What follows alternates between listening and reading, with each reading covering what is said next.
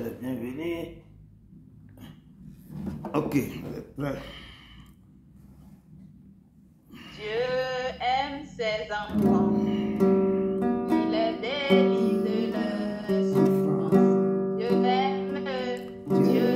aime ses enfants. Il les délivre de leur souffrance. Quand tu n'as plus d'espoir, abandonné, méprisé, crois et sois confiant.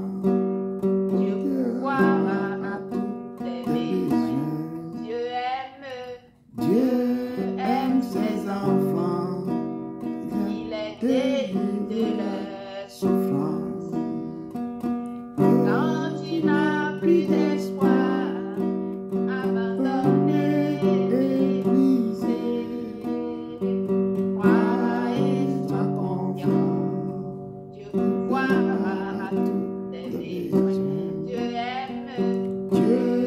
aime ses enfants. Il les délivre de leur souffrance. Quand tu n'as plus d'espoir, Oui, abandonné, méprisé, crois et sois confiant. Dieu pourvoira à tous tes besoins. Oh mon Dieu qui est bon comme toi pèse. Oh mon roi qui est bon comme toi pèse. Maître des cieux, maître de la terre, à toi toi la gloire pour l'éternité. Pour l'éternité. Oh mon roi qui est bon comme toi pèse. Oh mon Dieu qui est bon comme toi pèse. Oh mon sauveur qui est bon comme toi pèse. Maître des cieux, maître de la terre, à toi le roi Pour l'éternité.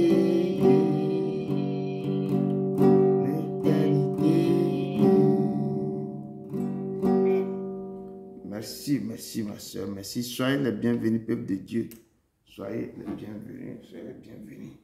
Vous êtes aujourd'hui pour notre étude biblique, pour cet après-midi, pour ce soir plutôt.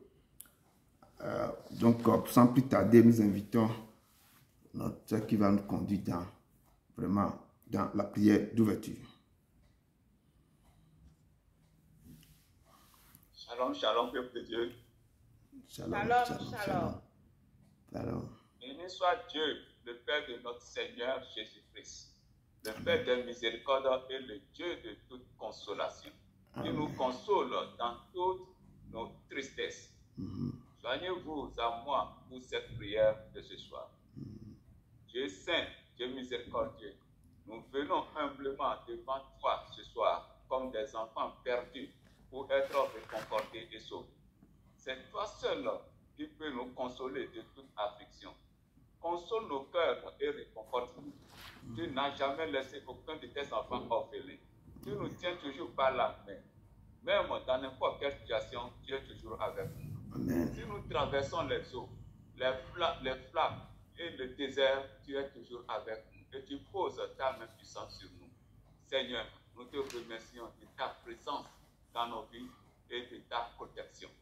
Veille sur nous et console nos cœurs angoissés et meurtris. Et la lumière du Saint-Esprit illumine nos cœurs afin que nous puissions se détourner de nos mauvaises voies et t'accepter comme Sauveur et Seigneur de l'humanité. Amen. Seigneur, ouvre nos entendements et prépare nos cœurs afin que toute parole que tu nous livreras ce soir par la bouche de ton serviteur puisse être acceptée favorablement. Fortifie ton serviteur pour qu'il nous libère tous sans rien retenir. Que l'honneur et la gloire te reviennent à jamais. Au nom de Jésus de Nazareth que j'ai prié. Amen. Amen. Amen. Amen. Amen, Merci amen, beaucoup. amen. Merci. Merci. Encore, nous invitons mon frère qui nous va conduire dans la modération. Shalom, shalom. Je vous salue au nom de Jésus. Merci. Shalom, shalom, shalom. Shalom. Frères et sœurs, abandonnons-nous totalement au Père et que nos cœurs soient attachés à son trône et inclinons-nous, car nous allons entrer dans la modération. La parole de Dieu dit dans le livre de Jérémie 17, verset 1, « Le péché de Judas est écrit comme un burin de fer, avec une pointe de diamant.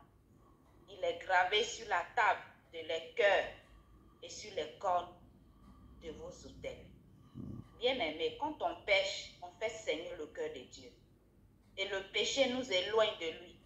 Revenons au Père dans la repentance sincère et approfondie, pour qu'il ait compassion et miséricorde de nous, pour nous pardonner de tout ce que nous avons commis qui n'a pas glorifié son nom. Demandons pardon aussi pour le péché, pour les péchés de nos ancêtres, nos familles, nos nations, pour le monde entier.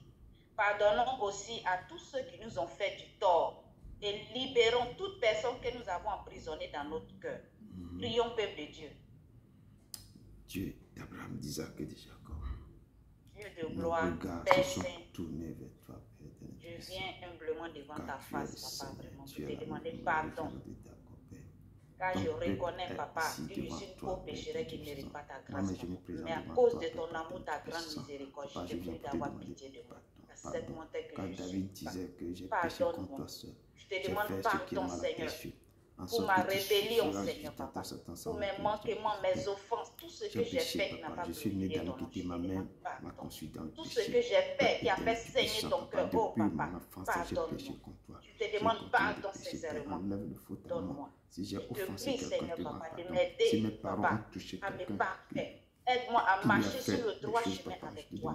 Aide-moi à obéir, Seigneur, Papa, à tes commandements, à tes préceptes, à tes lois, à tes principes, Seigneur, Papa, à tes ordonnances. J'ai besoin de toi. Seul je ne peux pas y aller, mais avec toi tout est possible. Pardonne-moi. Pardonne-moi, Papa. Aide-moi à fuir le péché, Papa. Aide-moi, Seigneur, à faire ce qui est bien, Papa.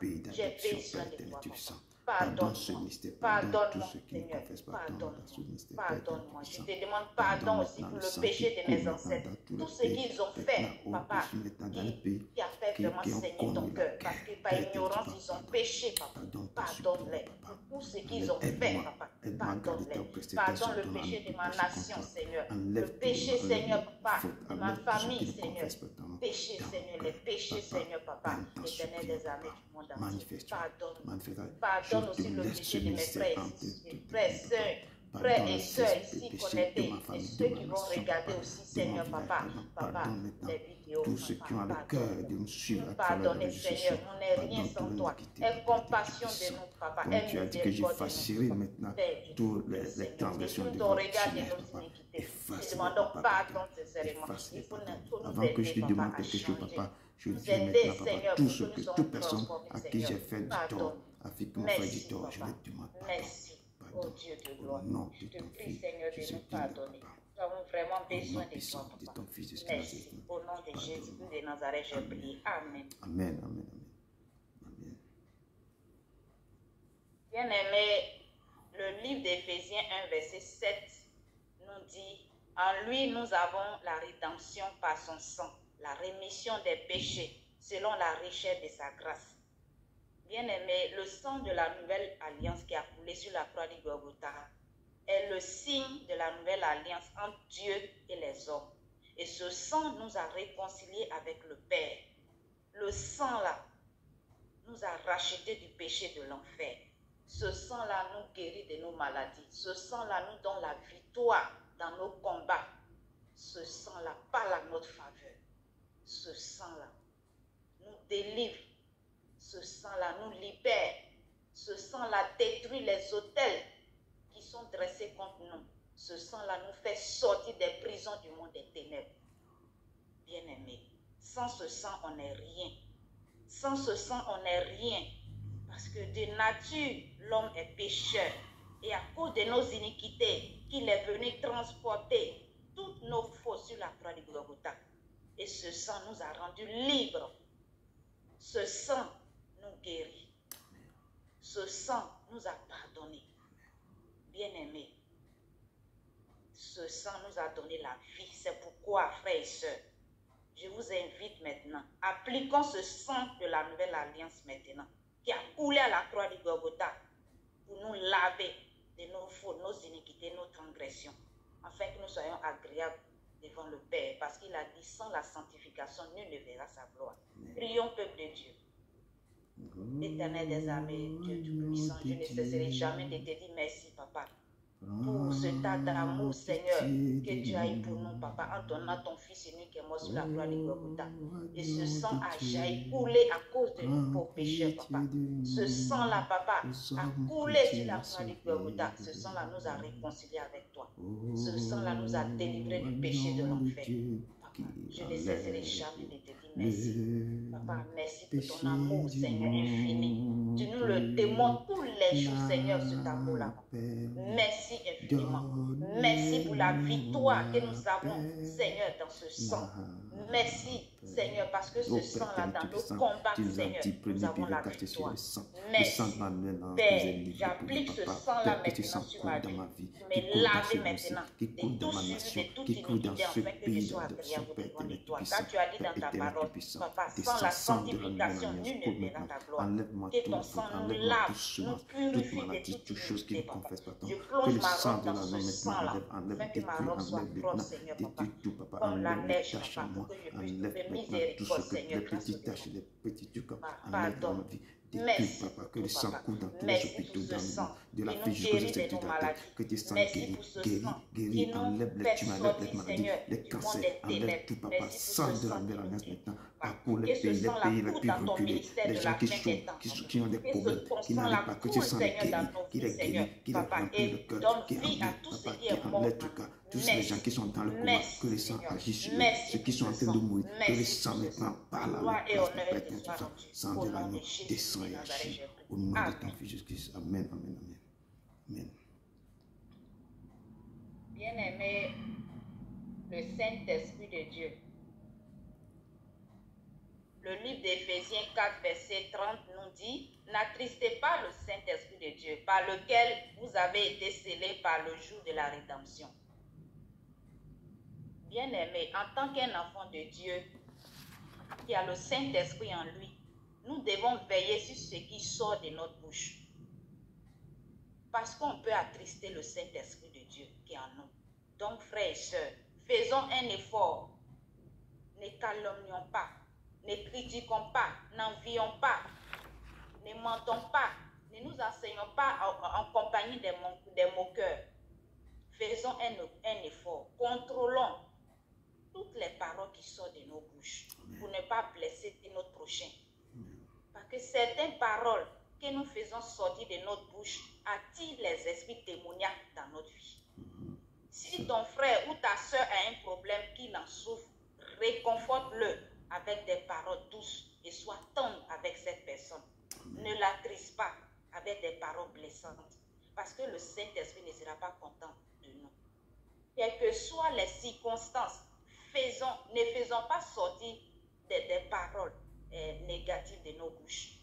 Quelle que soit la situation que nous traversons, nous devons faire sortir des bonnes paroles de nos bouches.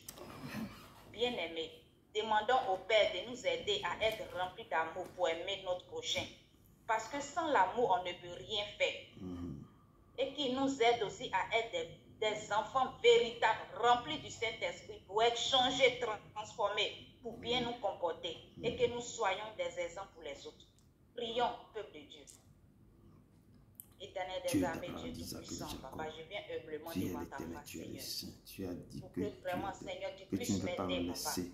Que, Éternel, cette bouche que tu m'as donnée, je puisse faire sortir, Seigneur, des bonnes paroles, Je vous Papa. enverrai le consolateur. Aide-moi à être Que c'est lui rempli, qui vous enseigne Seigneur, toutes Papa, sortes de Éternel vérités. des armées. Tu as dit, vous serez une puissance du de Saint-Esprit sur sur vous, sur Je le te témoin. prie, Seigneur, Papa, Tu as dit de que nous l'Esprit aider, du Papa, Seigneur que est sur moi nous l'éternel. soyons Ouais. remplis, Seigneur, Papa, du fruit, ouais. Seigneur, Ouais, de Papa, ta de puissance, ton de ton esprit. esprit. C'est-à-dire Ouais, l'amour, la Papa, joie, toujours la paix, la dernièrement, patience, la bonté, tu la répands ton bienveillance, esprit la qui touche. fidélité, la Nos douceur, fils la et nos vertu filles de prophétisent, soi. nos filles auront Nous des avons songes. besoin de toi, Père, à ce Papa, moment, Père, Éternel Père des armées. puissant, répands ton Saint-Esprit de esprit, Dieu, répands l'esprit viens de et guérison. Tu as opère des des prodiges, changements des miracles dans radicaux ce en nous ministère. Répands ton esprit sur ton peuple ici présent. Répands ta puissance. Que nous soyons changés. Nous avons besoin de toi, Saint-Esprit de Dieu. Saint-Esprit de Dieu, viens et fais ta demeure en nous pour que nous soyons transformés, nous soyons changés. Nous avons besoin de toi, Esprit de Dieu vivant.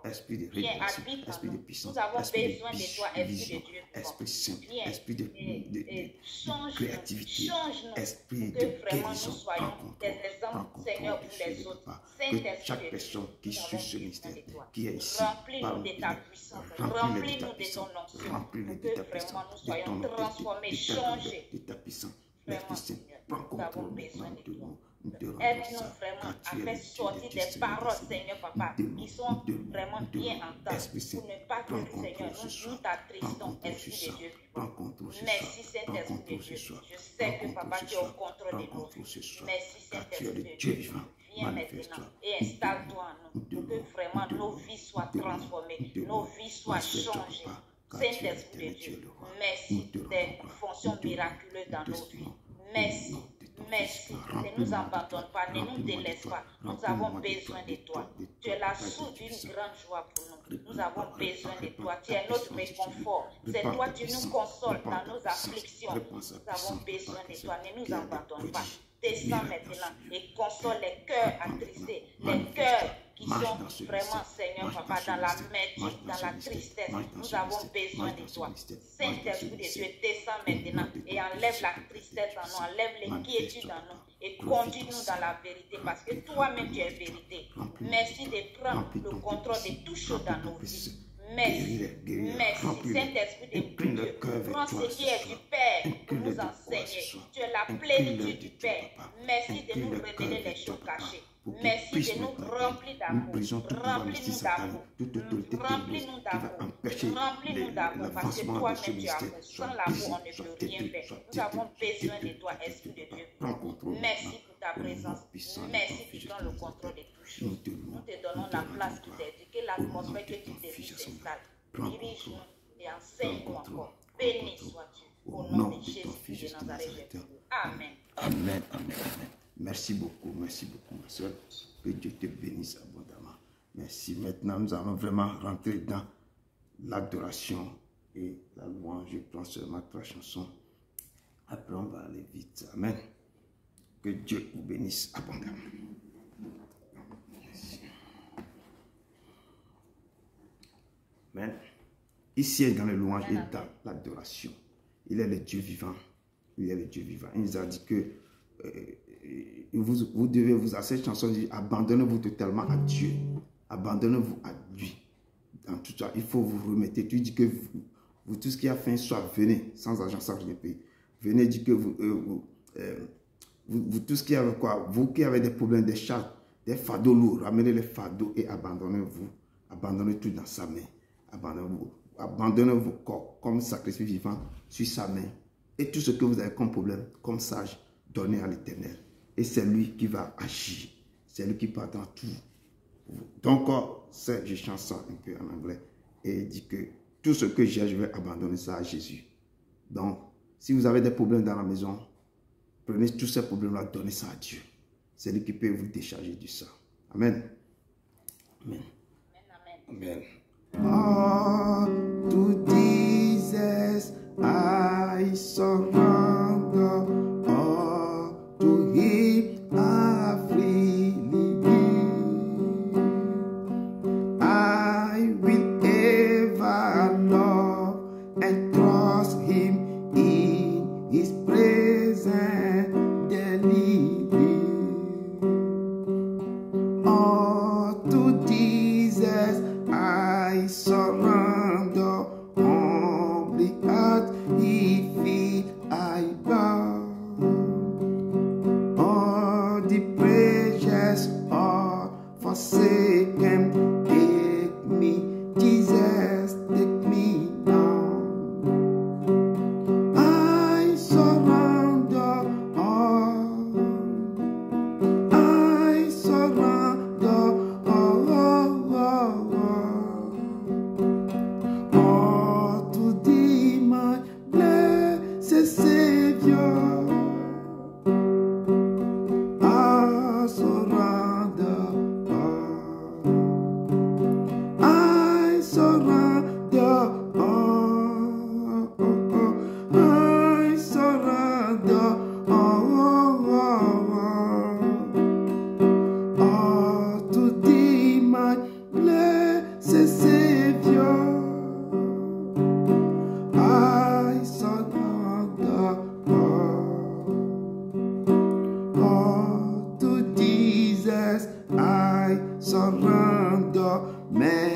me Savior all the time. Let Holy Spirit fill in me now, may I know that power divine. I surrender all, I surrender all to thee, my blessed Savior. I surrender all, I surrender all, I surrender all to thee, my blessed Savior.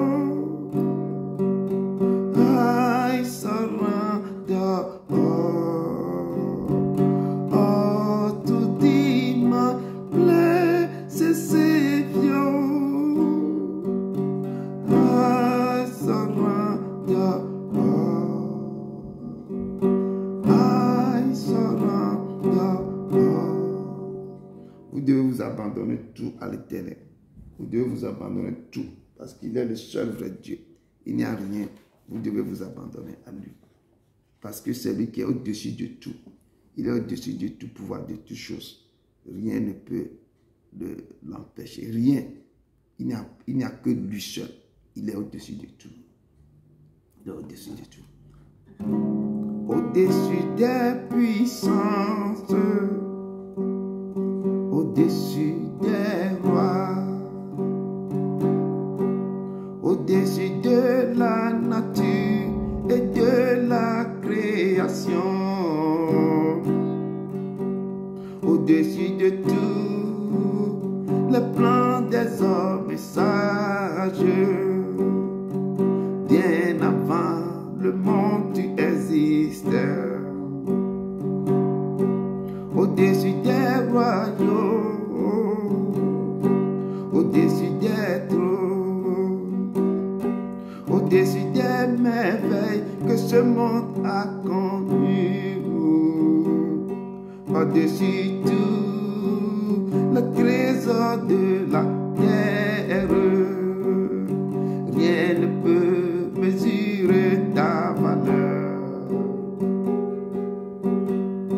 Crucifié, tu seul abandonné, tu as souffert, méprisé, rejeté, tel lui rose, foulé par nos pieds. Tu m'as sauvé, tu m'as aimé,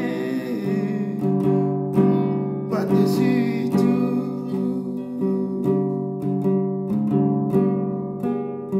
Crucifié, seul abandonné, tu as souffert, méprisé, rejeté, tel une rose, foulé par nos pieds. Tu m'as sauvé, tu m'as aimé, par-dessus tout. Tu m'as sauvé, tu m'as aimé, par-dessus tout. Au-dessus des puissances, au-dessus des rois, au-dessus de la nature et de la création, au-dessus de tout le plan des hommes sages. Bien avant le monde tu existais, au-dessus des royaumes, au-dessus des trônes, au-dessus des merveilles que ce monde a connues, par-dessus tout le trésor de la terre. ne peut mesurer ta valeur. Prie si fier, seul abandonné, tu as souffert, méprisé, rejeté, tel une rose, foulé par nos pieds, et tu m'as sauvé, tu m'as aimé, par-dessus tout, tu m'as sauvé, tu m'as aimé, par-dessus tout.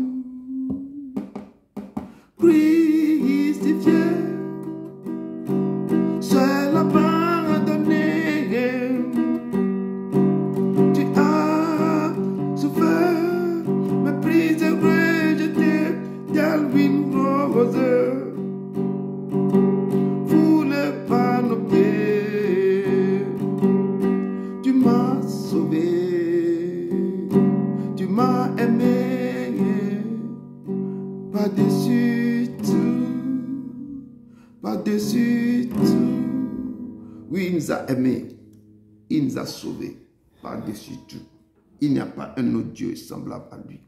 On a cherché, tu veux chercher partout, tu n'as pas trouvé. Il est au-dessus de toute puissance, il est au-dessus de tout roi, il est au-dessus de toute nature, il est au-dessus de toute chose, de tout homme, il est au-dessus de tout. Il existait, il était là, bien avant le monde, il existait. C'est lui le Seigneur, le Tout-Puissant que je vais vous présenter ce soir. Il est le roi des rois, Seigneur des seigneurs. Soyez les bienvenus, peuple de Dieu. Soyez les bienvenus, soyez les bienvenus. Que Dieu vous bénisse. Nous sommes aujourd'hui à notre étude biblique. Encore étude biblique, l'histoire d'Agar. Vous avez devant vous votre humble serviteur, Edouard Côté-Broum, du ministère de la fin des Temps. Et ce soir, nous allons parler de l'histoire d'Agar et d'Ismaël. Et le texte, je vous ai déjà envoyé, le texte se trouve dans Genèse 16, versets 1 à 16. Donc, sans plus tarder, je vais rentrer dans cette histoire. C'est une histoire très, je peux dire, que tout le monde doit vraiment tirer quelque chose dans cette histoire. Et ça se passe de nos jours jusqu'à maintenant. Dans les couples, ce même problème se passe dans nos couples. Donc, chacun doit vraiment s'examiner, chacun doit tirer, regarder, tirer son attention et voir, est-ce que moi aussi je vis ce que les couples là, ils ont vécu. Amen. Que l'Éternel vous bénisse. Le texte de bas se trouve dans Genèse 16, verset 1 à 16. Amen. Amen. Je lis mon introduction rapido presto. Je l'ai puisé dans Genèse 30, verset 1 à 13. Et nous devons faire prêter attention à ce que je vais lire. Que Dieu vous bénisse abondamment. Mon introduction, je passe en ce moment. Lorsque Rachel vit qu'elle ne donnait point d'enfant à Jacob, Rachel c'était la femme de Jacob, qu'elle ne donnait plus d'enfant à Jacob, elle porta envie à sa sœur. Et elle dit à Jacob, donne-moi des enfants ou je meurs. La colère de Jacob s'enflamma contre Rachel. Et il dit, suis-je à la place de Dieu qui t'empêche d'être fécond? Elle dit, voici ma servante Bila, va vers elle, qu'elle enfante sur mes genoux et que par elle j'ai aussi des fils. Et elle lui donna pour femme Bila, sa servante. Et Jacob alla vers elle. Bila devint enceinte et enfanta un fils à Jacob. Rachel dit, Dieu m'a rendu justice et il a entendu ma voix. Et il m'a donné un fils. C'est pourquoi elle l'appela du nom de Dan. Bila, servante de Rachel, devint encore enceinte et enfanta un second fils à Jacob. Rachel dit, j'ai lutté divinement contre ma soeur et j'ai vaincu. Et elle l'appela du nom de Nephtali. Léa, sa soeur, voyait qu'elle avait cessé d'enfanter, prit Zippa, sa servante, et la donna pour femme à Jacob. Zippa, servante de Léa, enfanta un fils à Jacob. Léa dit, quel bonheur! Et elle l'appela du nom de Gad. Zippa, servante de Léa, enfanta un second fils à Jacob. Léa dit, que je suis heureuse, car les filles me diront heureuse. Et elle l'appela du nom de Dazer. Parole du Seigneur. Amen. Donc, on revoit ce qui se passe ici, que Jacob, qui est parti pour son aventure chez son oncle, tombé amoureux de Rachel, il a voulu prendre Rachel comme époux.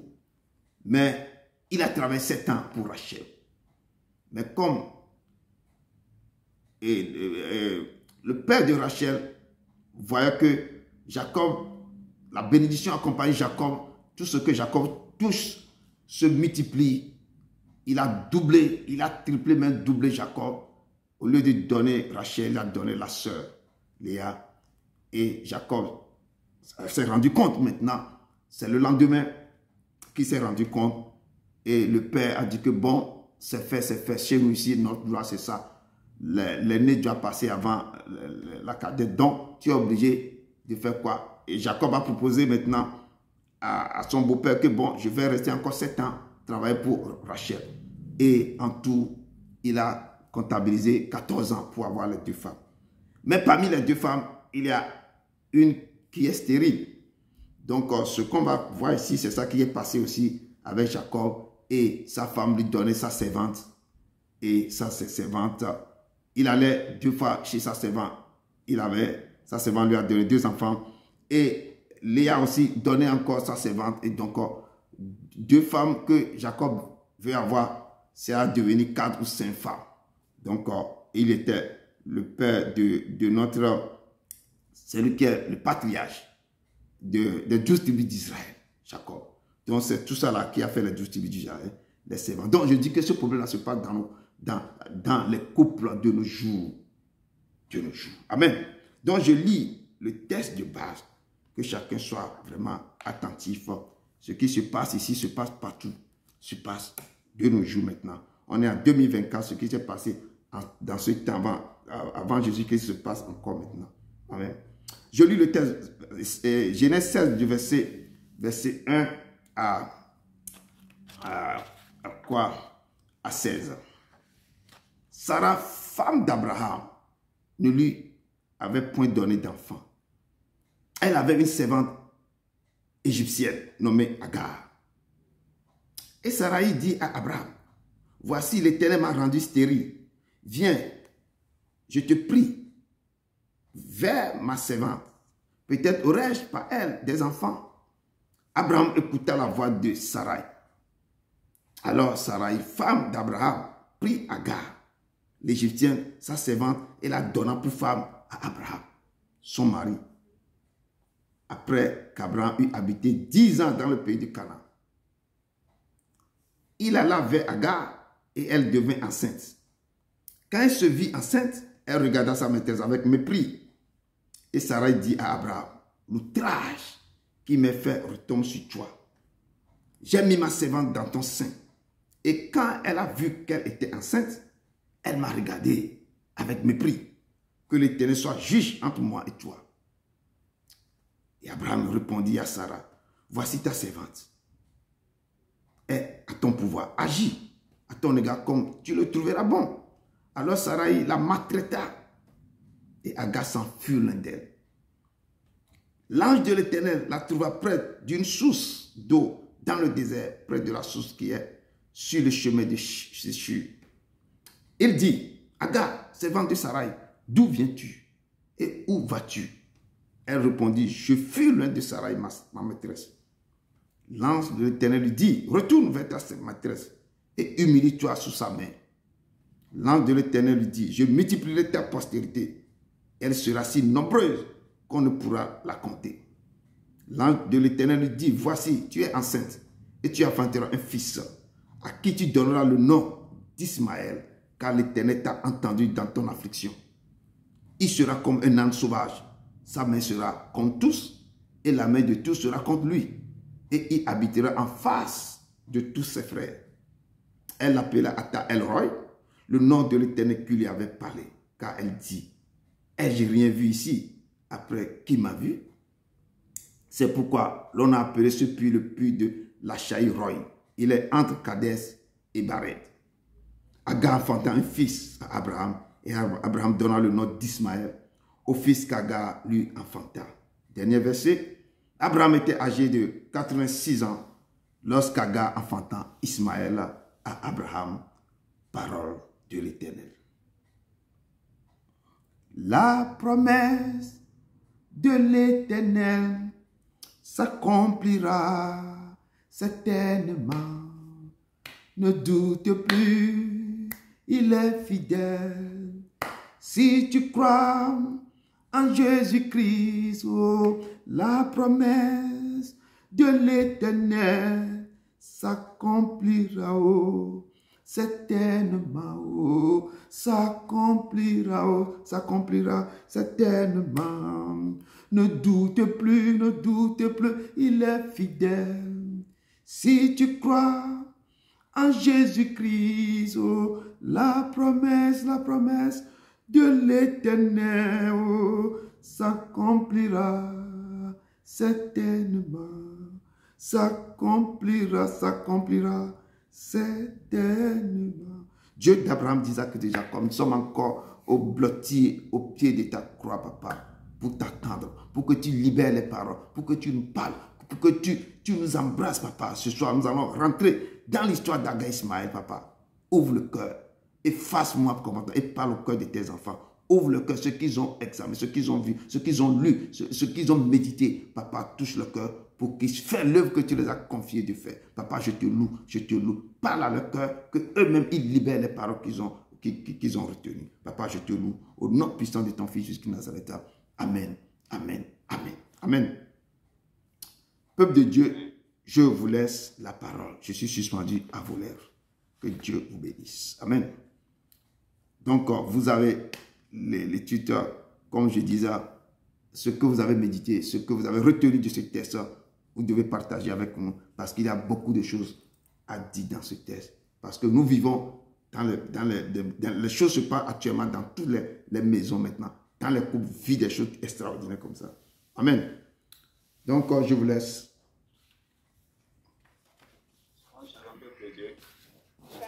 Shalom, shalom, shalom. Je vais vous présenter mon résumé. Amen. Le texte du jour nous relate l'histoire d'Agar et d'Ismaël. Yeah. Agar est la servante de Sarai depuis qu'elle était dans la maison de Pharaon jusqu'à ce que Pharaon a renvoyé Agar et Sarai avec tous les biens qu'ils ont acquis, y compris les esclaves qui étaient au service de Sarai. Yeah.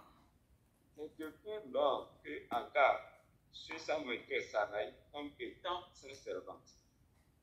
Sarai étant stérile et craignant que son mari Abraham n'aura pas de postérité, et vu leur âge avancé, s'entend avec son mari pour lui proposer sa servante comme épouse, qui lui enfantera un enfant pour sa postérité. Et la postérité dont Dieu parlait à Abraham ne sortira que de ses entrailles par l'union d'Abraham et de Sarai, et non d'une tierce personne.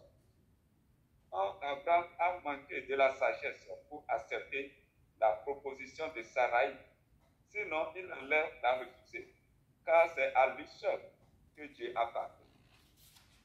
Ce n'est pas l'unique cas, il y en a d'autres dans la Bible, mais le comportement des servants envers leur maîtresse n'est pas le même comme celui d'Agar lorsqu'elle était enceinte. Nous le trouverons dans le livre de Genèse 30, versets 1 à 9.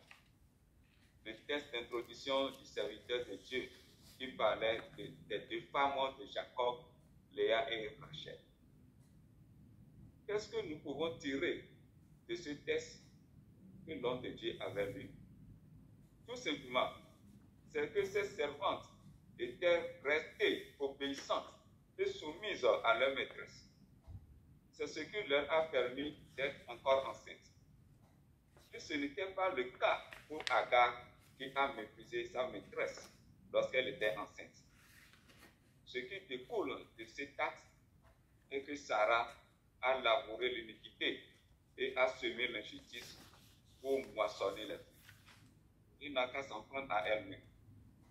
La désobéissance et l'insoumission d'Agar ont amené Sarai à la maltraiter jusqu'à ce qu'elle s'est enfuie loin de Sarah, malgré qu'elle était enceinte et portait un enfant d'Abraham.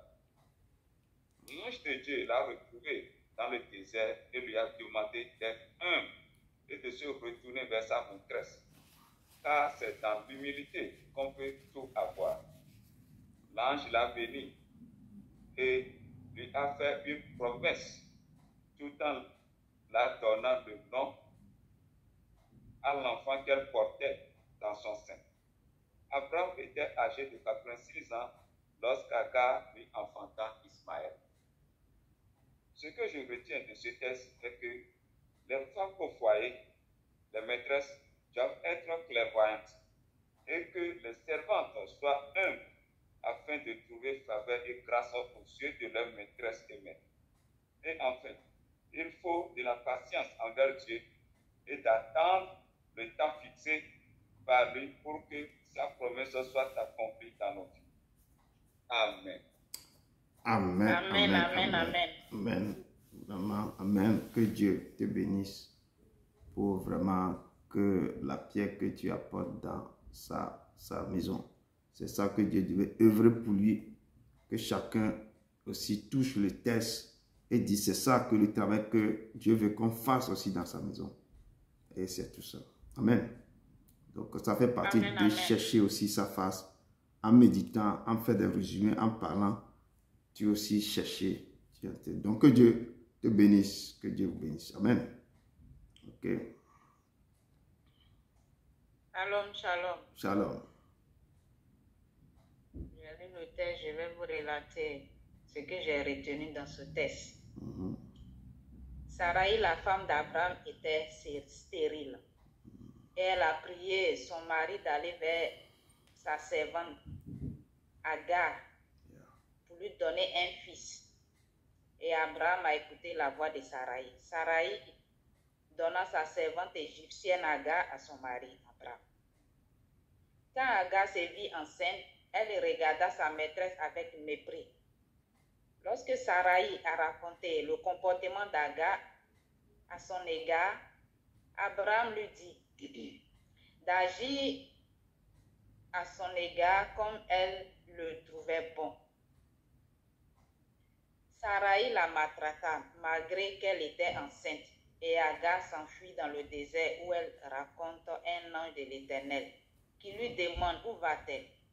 Et elle répond, je fuis loin de ma maîtresse Sarai. L'ange lui dit de retourner vers sa maîtresse et d'être humble. L'ange dit à Agar, je multiplierai ta postérité et elle sera si nombreuse qu'on ne pourra pas la compter. L'ange lui dit, elle enfantera un fils et lui donnera le nom d'Ismaël, car l'Éternel t'a entendu dans ton affliction. Il sera comme un arbre sauvage, sa main sera contre tous, et la main de tous sera contre lui, et il habitera en face de tous ses frères. Agar appela cet endroit où l'ange lui a parlé, Ata el Roi, ce qui veut dire tu es le Dieu qui se révèle. Et Agar enfanta un fils à Abraham et il lui donna le nom d'Ismaël. Abraham avait 86 ans lorsque Ismaël est né.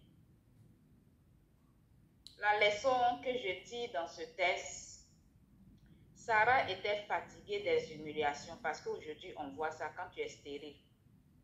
Quand tu es stérile, c'est pas facile. Tu es humilié, tu es moqué, surtout par ta belle famille, c'est pas facile. Donc elle a vu son âge 90 ans, et c'est pas à quel âge elle avait ici. Donc elle s'est dit qu'elle a perdu espoir. Elle a perdu espoir.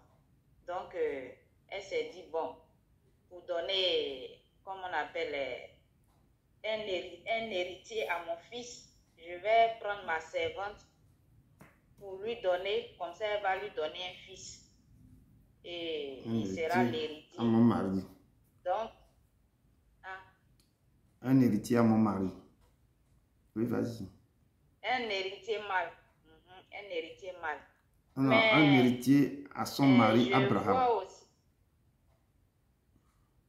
un héritier mâle à son mari Abraham. C'est ça. Et je vois aussi le comportement de la Sarai, parce que l'enfant pouvait naître aussi femme. Parce que nous, on a toujours tendance à dire, un garçon, je vais donner un garçon à mon fils, à mon mari. Mais l'enfant aussi pouvait naître femme. S'il était né femme, qu'est-ce qu'elle allait faire? Donc, j'ai réfléchi un peu à ce côté-là aussi. Bon. Et j'ai vu qu'à cette époque-là aussi, c'était permis que si la femme avait un problème d'enfantement, elle pouvait prendre une personne ou bien sa servante pour donner époux à son mari pour lui faire des enfants. Donc, c'était autorisé à leur temps. Et ce phénomène-là a pris aujourd'hui de l'ampleur parce qu'on voit ça beaucoup. Il y a des hommes qui ont 2, 3, 4 femmes. Et moi, je me dis que vraiment, ce problème-là aussi, ça divise les enfants. Parce qu'un homme, moi, je dis toujours, il ne peut pas aimer 2 femmes. Un homme ne peut pas aimer 2 femmes. Parce qu'il aura toujours des divisions. Et le plus souvent, même, c'est les enfants de celles qui aimaient, qui sont aimés. Donc, il y a des divisions. Donc, il y a des mésententes, les choses, les murmures, et les enfants ne s'entendent pas. Et ils sont tellement nombreux aussi, vraiment. Ça fait que les parents eux-mêmes, ils n'arrivent pas à s'occuper de ces enfants-là, et ces enfants-là deviennent des délinquants. Donc, la polygamie, c'est quelque chose, pour moi, qu'on doit revoir ça. Chacun doit se revoir. Parce que ça met trop de discorde entre les familles. Et j'ai vu aussi qu'Agar n'avait pas envie de coucher avec un homme de 86 ans. C'est quelle jeune fille qui va vouloir qu'un gars de 86 ans la touche? Moi, je me mets à sa place, mais elle n'avait pas le choix, la pauvre. Agar a commencé à se monter la tête parce que sa maîtresse n'a pas eu d'enfant, elle était enceinte, donc elle a commencé à se monter la tête pour se sentir supérieure à sa maîtresse. Donc moi je dis que non, c'est pas bien parce que quel que soit ton rang social, je tire une leçon de là, on doit être humble, on doit être reconnaissant. Et après tout, c'est ta patronne, donc tu ne dois pas te prendre la tête pour lui manquer de respect. On doit être obéissant, être respectueux en toutes choses. Abraham aussi a mal agi, il devait chercher à mettre la paix entre les 2 femmes. Parce que tu ne peux pas dire à ta femme, elle n'a qu'à agir comme elle veut. Donc tu dois chercher l'équilibre entre les 2 femmes pour qu'il y ait la paix dans la maison. C'est ça, je reviens encore pour dire qu'un homme ne peut pas avoir 2 femmes. Donc c'est ça. Agar voulait l'égalité parce qu'elle se sentait supérieure, elle était enceinte. Il n'y a pas d'égalité là. Parce qu'elle ne pouvait pas être égale à Sarah. Abraham aussi n'a pas été patient. Et c'est lui qui a créé tout ce qui arrive parce que le Père lui avait parlé. L'impatience et la désobéissance de l'homme créent toujours des problèmes. Le Seigneur tient ses promesses, même quand nous ne savons pas comment il le fera. Donc, moi, c'est la leçon que je tire de ce texte-là. Donc, je vous remercie. Merci. Que Dieu te bénisse abondamment pour vraiment le résumé, ce que tu as aussi médité, ce que tu as partagé avec nous. Que le Père te bénisse. Nous avons retenu aussi plein de choses dans ce que tu as résumé. Amen. Donc, Amen. Ouais, vraiment que Dieu te bénisse. Il y a plein de choses à apprendre aussi et à retenir, à mettre aussi. Ça peut nous éduquer aussi pour les choses que nous ne devons pas aussi refaire. Amen. Donc, ce que je peux apporter dans ce texte, ce que je dis, ce que Sarah avait commencé à faire à son temps, ça agit sur la génération future, ça agit sur l'enfant d'Isaac, l'enfant que Isaac a mis, Jacob aussi avait vécu ces choses-là. Comme Sarah voulait donner Agar à son mari, c'est ainsi que Rachel aussi a donné ses servantes et Léa aussi à Jacob. Donc, quelque chose qui est passé au temps de son père s'est répercuté, au temps de son grand-père s'est répercuté sur Jacob. Donc, nous devons faire attention. Ce que se passe toujours dans nos familles, si on ne freine pas ça, ça continue, ça devient quoi? Quelque chose de répétitif. Donc, nous devons faire très attention, chercher d'où vient les secrets de nos familles et annuler tout ce qui ne confesse pas, tout ce qui est venu détruire la famille. Amen. Donc, je vais ajouter, je vais compléter ce que les frères et la sœur n'ont pas apporté. Moi, je peux apporter et approfondir un peu. Amen. Donc, d'où vient maintenant Agar? Qui est Agar? D'où vient-elle? Et la parole, la Bible nous déclare dans Genèse 12, verset 10 à 20, qu'il y a une famille dans le pays. Et Abraham est descendu en Égypte, puis séjourné. Abraham a pris sa femme, il a pris l'autre, il a pris tout ce qu'il avait comme serviteur hôte là, comme bien, et il a dépêché ça pour partir. Parce qu'il avait une très grande famine à son temps dans la ville où il habitait. Donc il était prêt d'entrer en Égypte. Ils ont décidé d'aller en Égypte parce qu'il y avait l'abondance en Égypte. Et ces deux-là, ils ont parti pour aller en Égypte. Donc, comme il était prêt d'entrer en Égypte, il dit à Sarai, sa femme, que vraiment, voici, je sais que tu es une femme belle de figure. Donc lui-même, il apprécie sa femme. Il sait que sa femme est belle. Il dit, quand les Égyptiens te verront, ils diront que c'est sa femme. Et ils me tueront. Et te laisseront la vie. Donc, dis, je te prie, que tu es ma soeur. Donc, je fais une parenthèse ici pour expliquer pourquoi Abraham dit qu'il est sa soeur. Effectivement, quand vous continuez à lire dans Genèse, vous allez découvrir quelque part que, effectivement, Sarah était la soeur d'Abraham. Ils sont de même père, mais de mères différentes. Donc leur union, je peux l'interpréter comme c'est de l'inceste. Parce que le frère qui épousait la soeur. Donc là, je ne dis pas qu'il ment. Beaucoup de pasteurs, beaucoup de gens disaient que Abraham a menti. Non, c'est sa soeur et c'est sa femme. Donc, il a marié sa soeur. Donc, il dit à sa femme Sarai, sa soeur, que je peux m'exprimer ainsi, que je te prie, dis que tu es ma soeur, afin que je sois bien traité à cause de toi. Et que mon âme vive grâce à toi. Donc, Sarah avait écouté, avait attendu. Et il sait qu'effectivement, c'est mon mari, mais aussi c'est mon frère. Lorsque Abraham fut arrivé en Égypte, l'Égyptien vit que la femme était fort belle. Les grands de Pharaon la vit aussi et la vantaient à Pharaon. Et la femme fut amenée dans la maison de Pharaon. Donc, bon, maintenant, il traita bien Abraham. Ils sont venus, comme tu dis que c'est ma soeur, Sarah aussi dit c'est mon frère, donc il est traité correctement. On l'a pris, on l'a traité à cause de Sarah. Et Abraham a reçu des brebis, des bœufs, des ânes. C'est là qu'on commence à donner des serviteurs. Et Abraham est des servantes à Abraham. Et dans toutes ces choses-là, y compris Agar, fait partie de ces servantes. Et on lui a donné des ânesses, des chameaux et plein de choses. Mais un peu plus tard, l'Éternel frappa de grand plaie Pharaon et toute sa maison au sujet de Sarai, femme d'Abraham. L'Éternel est venu vite, sinon Pharaon peut-être va aller vers Sarai. Donc l'Éternel a frappé vite. Alors Pharaon appela Abraham et dit, qu'est-ce que tu m'as fait? Pourquoi ne m'as-tu pas déclaré que c'est ta femme?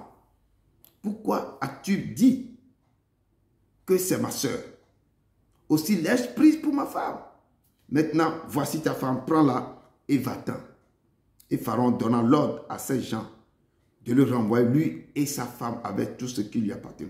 Donc, tout ce qu'on lui a donné, c'est là qu'on l'a renvoyé maintenant à Abraham, Sarah, avec tout ce qu'on lui a donné. Les serviteurs, les servants, les bœufs, tout. Donc, Abraham est devenu tellement fort riche. Et oui, c'est là, Agar fait partie des servantes que Pharaon avait donné à Sarah. Et elle était restée au service de Sarah jusqu'à leur voyage en allant dans tous les pays où ils vont. Bon, Abraham et Sarah ont quitté l'Égypte avec beaucoup de biens et ils se sont devenus maintenant tellement riches. Sarah, femme d'Abraham, dans tout ce temps, était toujours stérile.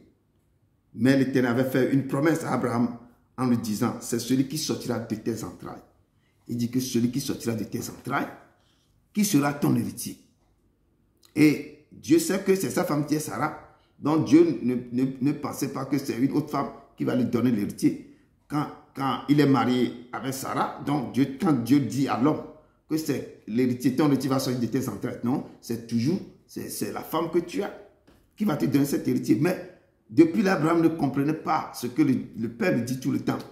Donc après l'avoir conduit dehors, Dieu l'a conduit Abraham dehors et dit, regarde vers le ciel.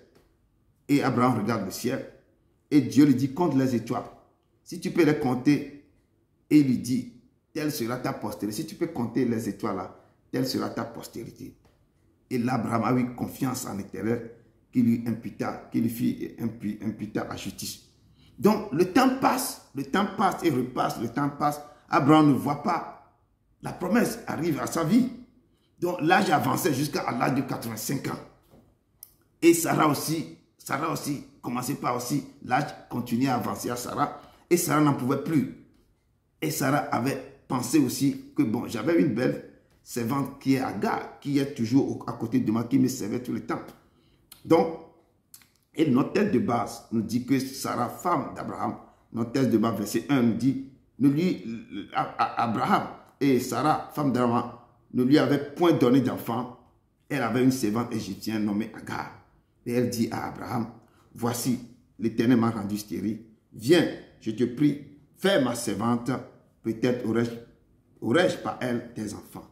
Donc, Sarah maintenant proposait maintenant à son mari que voici ma servante et je veux que tu ailles vers ma servante pour qu'on puisse avoir un enfant. Parce que là, je regarde nos âges. Mais Abraham aussi voyait la jeune fille, voyait que c'est sa femme qui lui proposait ce très beau gâteau, comment je vais refuser. Mais Dieu lui a fait une promesse qu'il y a l'héritier qui va sortir de tes entrailles. Mais ce n'est pas de cette façon que ça va se passer. Mais Abraham n'a pas essayé de revoir. C'est que là, il a un peu de doute dans ses pensées. Et quand sa femme lui a présenté, comment on appelle-t-on, l'a présenté Agar, au lieu d'écouter, au lieu de repenser, je vais aller vers Dieu pour consulter Dieu, non. Et lui, il a écouté la voix de Sarah. Et elle a pris Agar, sa servante. Et puis Abraham est allé vers Agar et Agar devient enceinte. Donc, la chose est déjà cuite. Rien ne peut arriver. Mais ce que je vais dire au peuple de Dieu, que ce qui vient de se passer avec Abraham, je dis que ça se passe encore de nos jours. De nos jours. Les gens ne veulent plus entendre Dieu. Quand Dieu vous dit quelque chose, il fait une promesse. Et attendez la promesse. Et attends l'Éternel. Ou attends cette promesse de l'Éternel. C'est pourquoi à Habakkuk nous a dit, si la promesse tarde à venir, attends-la. Elle va s'accomplir certainement. Si vous avez reçu des promesses, Dieu vous a dit quelque chose. Dieu essaie d'attendre votre fidélité. Dieu attend quelque chose de vous. Ou Dieu enlève quelque chose de votre vie. Il y a certaines choses qui sont là, que Dieu est en train d'enlever. Ou ce sont les problèmes qui sont devant vous, qui vous empêchent. Mais Dieu est en train de travailler. Mais l'être humain est tellement pressé. Et c'est cette façon-là que Sarah était tellement pressée qu'elle a voulu donner sa servante à Abraham. Mais je vois quelque chose. Abraham aussi doit essayer de parler avec sa femme. Que non, le Père m'a fait une promesse. Attends d'abord. Mais lui aussi n'a rien dit. En plus de ça, il n'a même pas parti pour consulter le Père. Que c'est la postérité, bien l'héritier dont tu parlais là, est-ce que ça va sortir de ce que ma femme est en train de faire? C'est ce que le peuple de Dieu, nous devons consulter. Le Père dit de venir le consulter tout le temps. Quand il y a quelque chose, nous devons aller vers le Père pour le consulter. C'est la chose la plus importante. Mais comme je dis, si la prophétie tarde à venir, attends là, elle va s'accomplir certainement dans votre vie. Cette promesse a été faite à Abraham. Mais cette promesse n'a pas été faite à Sarah. Parce que Dieu parle à Abraham. C'est Abraham qui va essayer de raisonner sa femme.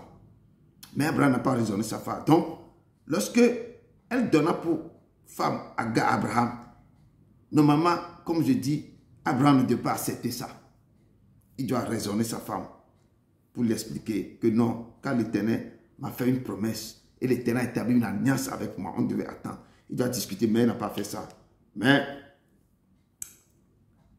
et au lieu de, je dis ici, il doit lui dire que quand l'Éternel lui a fait une promesse et l'Éternel a établi une alliance avec Abraham en lui disant que tu deviendras le père de multitudes et c'est le fils qui sortira de tes entrailles.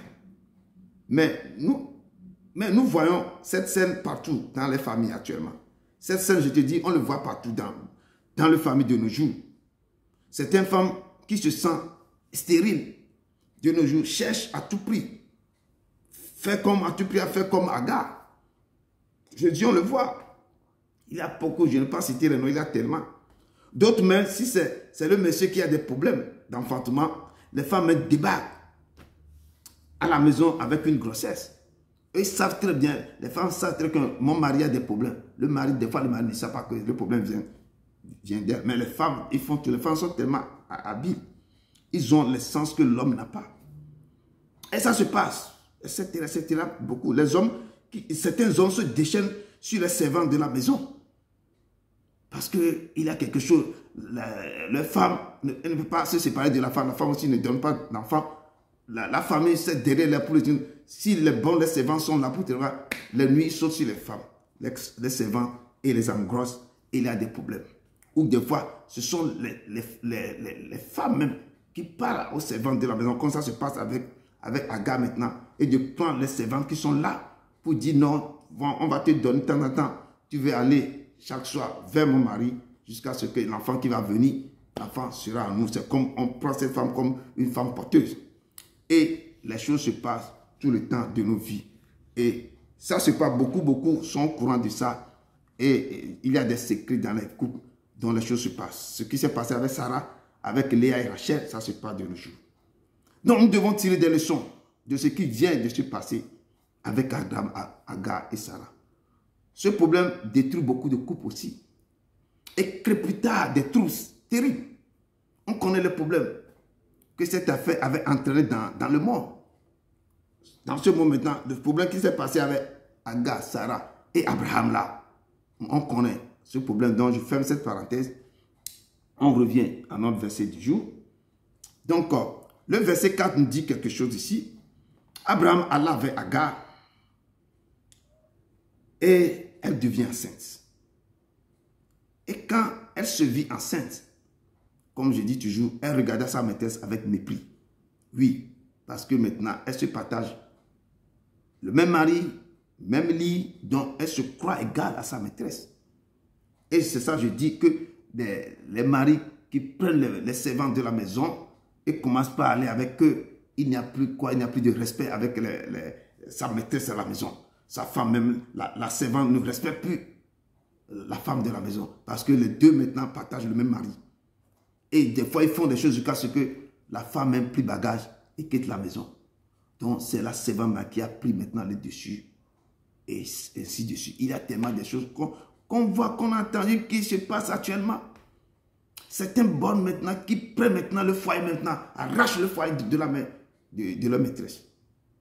À cause des choses. Des fois, c'est le problème de stérilité.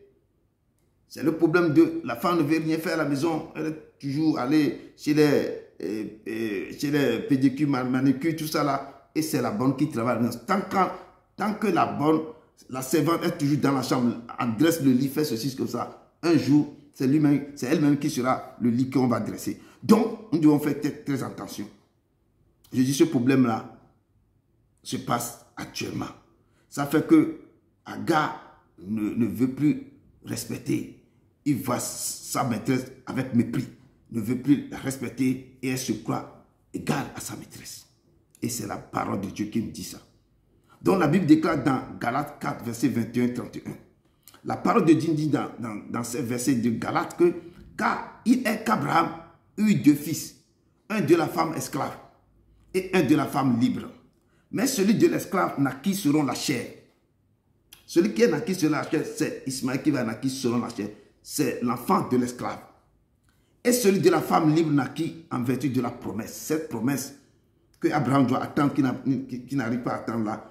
La parole de Dieu dit que celui de la femme libre naquit en vertu de la promesse. Ces deux sont allégoriques, car ces femmes sont deux alliances. Ce sont les deux alliances, ces deux femmes. L'une du mot Sinaï, enfanta pour la servitude, c'est Agar. Car Agar, c'est le mot Sinaï en Arabie. Et elle correspond à la Jérusalem actuelle. Vous voyez ce qui se passe dans tous ces études du Moyen-Orient. Okay? Et ils ont écrit ça à Galate, là, ils ont écrit ça, ça fait longtemps. On dit c'est le mot Sinaï en Arabie. Et elle correspond à la situation, à la Jérusalem actuelle, qui est dans la servitude avec ses enfants. Je répète encore cette phrase. Et elle correspond à la Jérusalem actuelle, qui est dans la servitude avec ses enfants. C'est avec ses enfants. Jérusalem actuelle. Dans mon Moyen-Orient. Mais la Jérusalem d'en haut est libre, c'est notre mère. Car il est écrit, réjouis-toi stérile, toi qui n'enfantes plus. Je vous ai dit la fois passée que tous les stériles, réjouissez-vous, car Dieu va faire quelque chose dans vos vies. Si vous attendez le son de ma voix, je dis vous serez féconds, vous serez féconds, vous serez féconds. Réjouissez-vous, vous tous les stériles, au nom de Jésus de Nazareth. La parole de Dieu, réjouis-toi stérile, toi qui n'enfantes point. Éclate et pousse des cris, toi qui n'as pas éprouvé des douleurs de l'enfantement. Car les enfants de la délaissée seront plus nombreux que les enfants de celles qui étaient mariées. Pour vous, frères, comme Isaac, vous êtes enfants de la promesse. Et de même qu'alors, celui qui était né selon la chair persécutait celui qui était né selon l'esprit. Ainsi en est-il encore maintenant. On dit celui qui était né selon la chair persécutait celui qui est né selon l'esprit. Ainsi en est-il encore maintenant. Donc celui qui est né avec la chair persécute maintenant celui qui est né en esprit. Donc les choses que je dis, ça se passe toujours actuellement comme ça. Mais qui dit l'Écriture? L'Écriture dit chasse l'esclave et son fils. Et à un moment donné, Sarah a chassé Agar et son enfant. Et l'Écriture Galate nous dit chasse l'esclave et son fils, car le fils de l'esclave n'héritera pas avec le fils de la femme libre. C'est pourquoi, frère, nous ne sommes pas enfants de l'esclave, mais de la femme libre. De la femme libre. Donc, nous devons vraiment savoir. La Bible nous déclare maintenant que Sarah dit à son mari, voici l'Éternel m'a rendu stérile. Viens, je te prie, va vers ma servante. Peut-être aurais-je par elle des enfants. Abraham écouta la voix de Sarah. Comme j'avais dit, c'est ainsi que dans le jardin d'Éden, quelque chose aussi s'est passé dans le jardin d'Éden entre Adam et Ève. C'est Adam que Dieu a laissé les commissions, a dit que cette table-là, vous ne touchez pas, vous pouvez manger tout. Mais l'arbre de quoi? De la connaissance du bien et du mal, vous ne devez pas toucher, vous ne devez pas manger cette table. Et Genèse 3, verset 17 nous dit, quand le serpent séduit Ève dans le jardin d'Éden, Dieu dit à l'homme, puisque tu as écouté la voix de ta femme et que tu as mangé de l'arbre au sujet duquel je t'avais donné cet ordre, tu n'en mangeras point. Le sol sera maudit à cause de toi. C'est à force de peine que tu en tireras ta nourriture tous les jours de ta vie. Ici, Abraham aussi n'a pas consulté le Seigneur concernant ce que sa femme lui proposait d'aller avec Agar. J'avais dit, il doit consulter le Père. Comme quand le serpent séduit Ève et quand Ève donnait la chose à Adam, Adam doit parler parce que Adam doit refuser, parce que Adam, c'est lui que le Père lui a donné toutes les consignes. Mais il a écouté la voix de sa femme. Ainsi que Abraham aussi a écouté la voix de Sarah. Et lui, il a couru directement avec Agar pour partir. Mais il devait consulter le Seigneur concernant ce que sa femme lui proposait d'aller avec Agar. Mais il n'avait pas fait cela. Bon nombre de chrétiens ne consultent pas le Seigneur de nos jours. Ils prennent eux-mêmes des décisions directement sans consulter le Père. Quand leur femme dit fais ceci, là, et après cette décision, leur coûte tellement cher. Voyons, comme j'avais dit dans mon introduction, voyons le cas de Jacob. Dans Genèse 31, verset 1 à 3, lorsque Rachel vit qu'elle ne donnait plus, ou bien de donner un point d'enfant, elle est stérile, elle dit à Jacob, elle portait envie à sa soeur, et dit à Jacob, donne-moi des enfants ou je meurs. Et la colère de Jacob s'enflamma contre Rachel, elle dit, mais suis-je à la place de Dieu qui t'empêche d'être féconde. Et elle dit, voici ma servante. Comme Agar vient de faire, je dis ce que, et comme Sarah vient de faire, ce que Sarah fait, ça persécuté, ça procédé, ça continue dans la lignée. Et c'est ça que Rachel aussi a fait plus tard. Et Rachel dit, voici ma servante Bila, va vers elle, qu'elle enfante sur mes genoux et que par elle, j'ai aussi des fils. Et peuple de Dieu, ce que Sarah avait fait, plus tard, les mêmes choses s'est reproduit dans la vie de Jacob. Nous devons consulter le Seigneur. Dans toutes choses, nous devons consulter le Seigneur. Mais si une petite chose que vous ne comprenez pas, allez, agenouillez-vous et allez vers l'Éternel. Demandez au Père. Il dit de le consulter. C'est ça que je vous amène à venir vers lui, à le chercher. Ça fait partie de ça. Consultez le Père dans toutes choses. Il y a quelque chose qui ne cloche pas bien. Il y a un problème dans un foyer d'austérité, un problème dans le foyer. Il y a un problème de travail, que les postes se bloquent. Tout ça, là, consultez le Père. Ça aussi, ça fait partie de la stérilité. Quand vous êtes sorti du travail, vous êtes sorti de l'université ou bien vous êtes sur le marché de l'emploi, mais rien ne tombe. Toute la maison est sèche, tout ça, c'est aussi la stérilité. Donc, nous devons aller vers le Père, le consulter. Le consulter, ça veut dire aussi quoi? De le consulter dans toutes choses. C'est pourquoi il me dit, il me charge de vous dire, de 21 jours de jeûne, de le chercher sa face. C'est de le consulter aussi. Des choses qui ne vont plus dans votre vie, des choses qui vous bloquent dans votre vie, d'aller vers lui. Quand vous le cherchez dans sa parole, de lui parler. Il faut lui parler, il faut lui parler, converser avec le Père. Ça fait partie de ça. Ah bon. C'est ce que nous devons faire tous les jours. Abraham alla vers Agar, comme la parole de Dieu nous dit, et elle devint enceinte. Et quand elle se vit enceinte, elle regarda sa maîtresse avec mépris.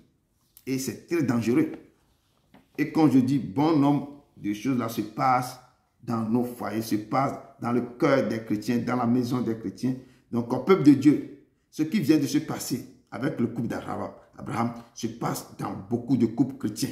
Je dis surtout dans le couple chrétien que ça se passe beaucoup. L'homme ou la femme n'arrive pas à avoir d'enfants. Au lieu de se tourner vers l'Éternel, ils vont tourner d'autres alternatives, soit enceinter la servante, ou négocier avec une cousine de venir vers le mari. Ça, ici en Europe maintenant, beaucoup qui sont dans ce contexte-là, ils font venir leur cousine, leur nièce, au lieu de négocier bien avant que la personne vienne ici, ils attendent que la personne descende dans le pays maintenant. Ils lui proposent que c'est le problème que j'ai.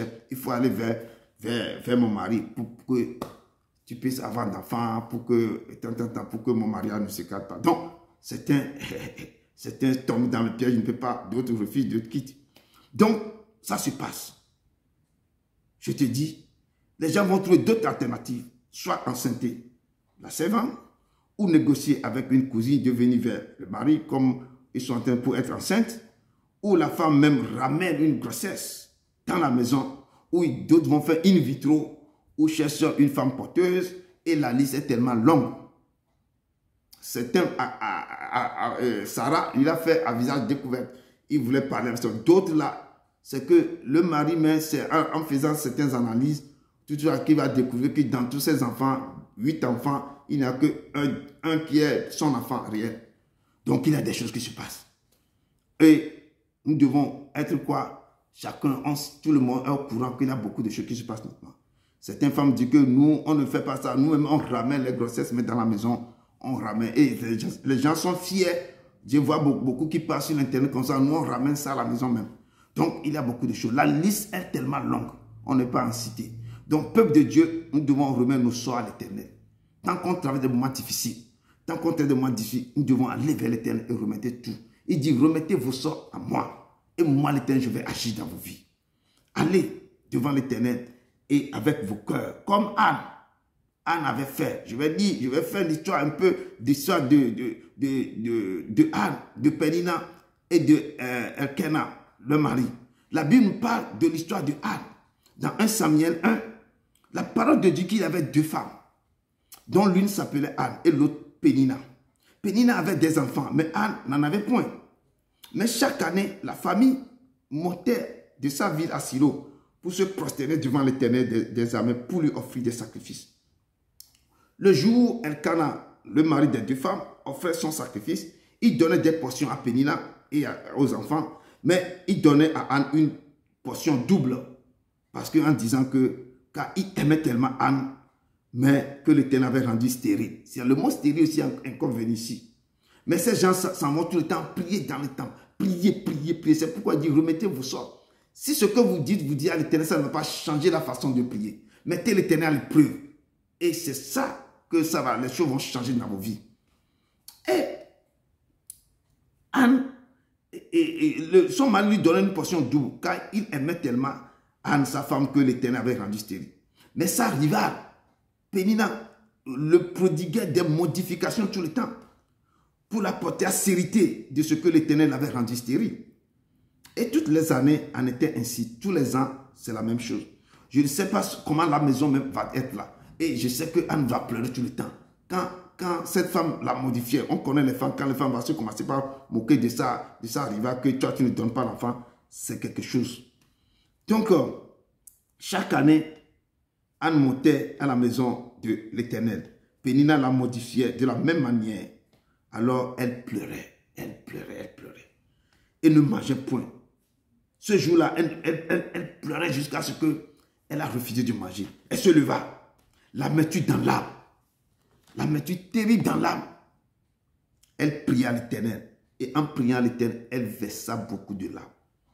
Elle versa des pleurs jusqu'à même le sacrificateur. Élie dit que, mais lui là, c'est quoi? Elle a trop bu. Elle dit que non, c'est l'amertume dans l'âme. Mon âme est vraiment un problème.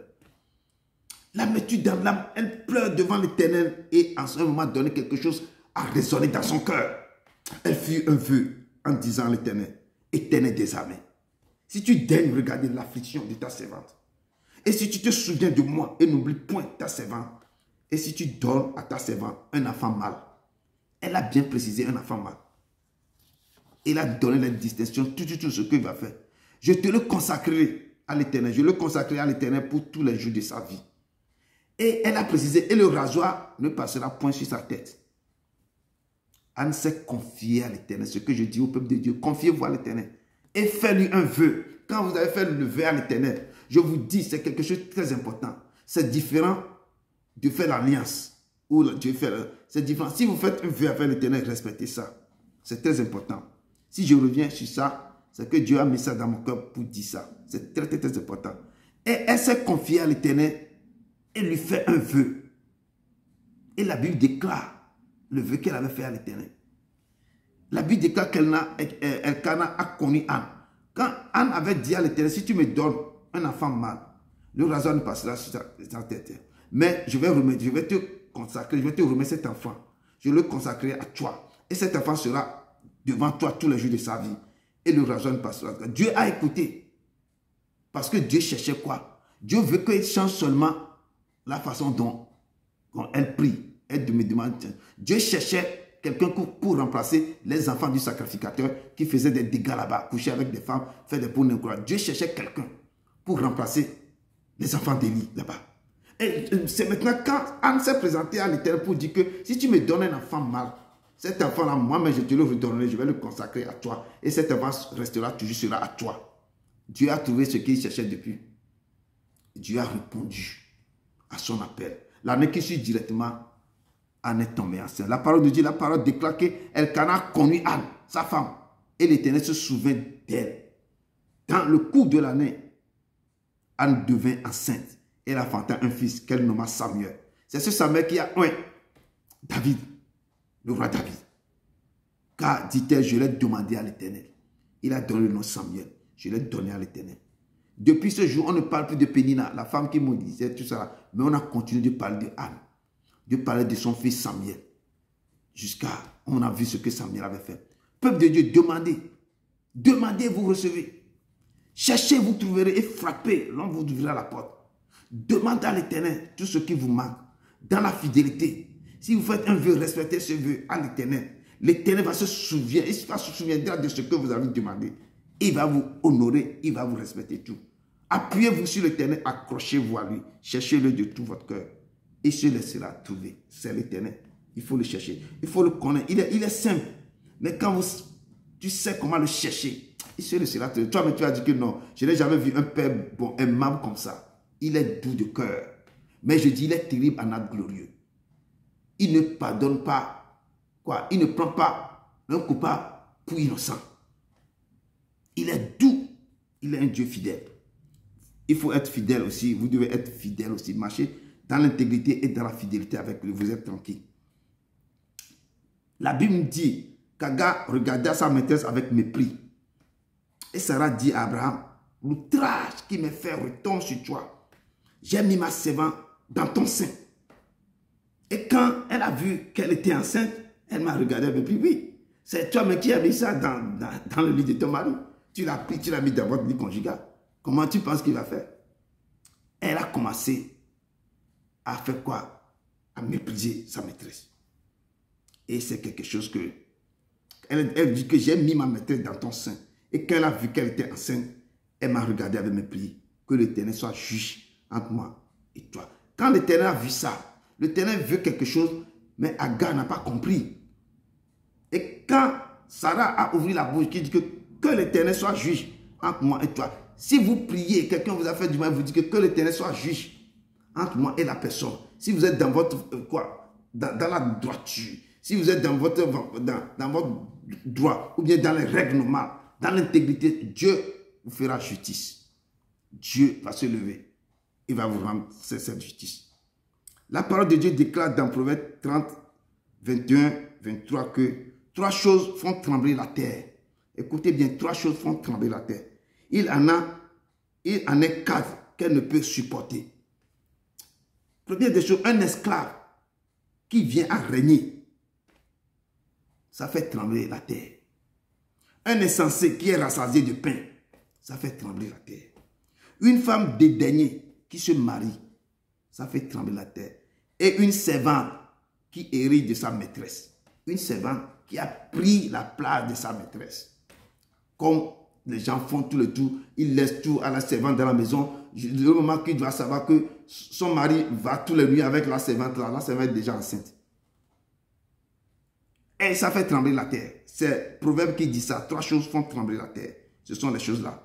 Une servante qui hérite de sa maîtresse. Je ne parle pas de l'héritage que la maîtresse même donne le cadeau comme ça. Non. Il a pris tout ce que la maîtresse... Elle a pris sa femme. Elle a pris son mari. Elle a pris toute la maison. Elle a pris tout. Elle ramène les enfants maintenant. Donc, méfions-nous. Vous qui prenez votre servante pour laisser à votre mari. Vous qui laissez tout. Vous dites que non, je n'ai pas le temps. Il faut que... Et des fois, vous ramenez beaucoup de servants dans la maison parce que vous ne voulez rien faire. C'est comme ça qu'on va vous arracher votre foyer. On va vous arracher le foyer. Si vous avez des problèmes d'enfantement, tournez-vous vers l'Éternel. Consultez l'Éternel. Ne courez pas pour aller aussi vers les eaux usées. On vous donne l'enfant là-bas aussi. L'enfant là devient esclave à ce démon. Et l'enfant, la vie de l'enfant est traumatisée. Méfiez-vous. Méfiez-vous. Méfiez-vous, peuple de Dieu. Retournez à l'Éternel. Consultez l'Éternel dans toutes choses. Lorsque vous allez donner votre servante comme femme à votre mari, elle va vous manquer de respect. Elle va hériter ce que va revenir du droit. Ce que va vous revenir du droit. Vous-même, Agar, Sarah vient de donner Agar comme femme à son mari. Si c'est qu'elle était habile, elle a couru vite pour dire à son mari, il faut chasser cette femme et son enfant. Si c'est qu'elle n'était pas habile, si Agar était plus habile qu'elle, si Dieu le permet, elle peut prendre la place, mais Dieu ne peut pas permettre ça. Mais dans le monde actuel maintenant, ce sont ces servantes-là qui renvoient maintenant la maîtresse de la maison, qui renvoie maintenant la femme de la maison. Et elle maintenant, elle va hériter tout ce qui est dans la maison. Donc nous devons confier tout à l'Éternel. S'il y a un problème de fertilité, de stérilité dans la maison, consultez l'Éternel, courez vers l'Éternel, priez, remettez tout ça à l'Éternel pour que l'Éternel trouve grâce à vos yeux, qui ouvre les entrailles. C'est lui qui ferme, c'est lui qui peut ouvrir. Si un démon, si quelqu'un a acheté, si ils ont vendu votre maternité, l'Éternel va vous racheter ça. Parce que avec son sang, il va arriver. Mais c'est la façon dont vous le cherchez que l'Éternel va se lever et va vous racheter votre maternité. Amen. Lorsque Sarah commence à souffrir du mépris d'Agar, Abraham répondit à Sarah, voici ta servante. Elle est en ton pouvoir. Agis à son égard comme tu le trouveras bon. Alors Sarah commençait par la maltraiter. Et Sarah aussi a pris une disposition très bien. Il a commencé par changer de tactique. Il a changé la façon de se comporter avec elle. Et Sarah a commencé par la maltraiter, les jeux, maltraiter. Et Agar s'enfuit loin d'elle. Et c'est un tactique qui met sur place pour pouvoir récupérer le foyer. Donc, Agar s'enfuit loin d'elle avec la grossesse. Et l'ange de l'Éternel la trouva près d'une source d'eau dans le désert et lui dit, Agar, Agar, servante de Sarah, d'où viens-tu et où vas-tu? Elle répondit, je fuis loin de Sarah, ma maîtresse. L'ange lui dit, retourne vers ta maîtresse et humilie-toi. C'est le mot magique, la clé pour ouvrir tout. Humilité. Humilie-toi sous sa main. Si tu ne sais pas marcher dans l'humilité, tu ne peux rien recevoir de bon. Peuple de Dieu, nous devons apprendre l'humilité totale. Dans la vie de tous les jours, nous devons être humbles.